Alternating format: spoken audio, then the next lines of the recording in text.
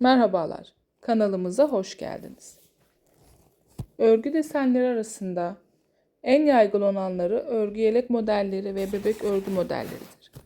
Bunların yanı sıra örgü şal modelleri ve battaniye modelleri de sıklıkla tercih edilir. Örgü şişi kullanarak hazırlayabileceğiniz örgü modellerini sizler de rahatlıkla uygulayabilirsiniz.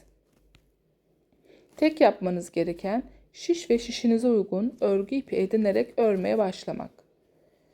Örgü örmeye karar verdiğiniz etek, kazak veya bere yapımında kullanabileceğiniz gibi ev dekorasyonunuzu değiştirecek renkli yastık kılıfları da tercih edebilirsiniz. Bunun gibi ve daha fazlası için bizleri takibe almayı unutmayın. İyi seyirler.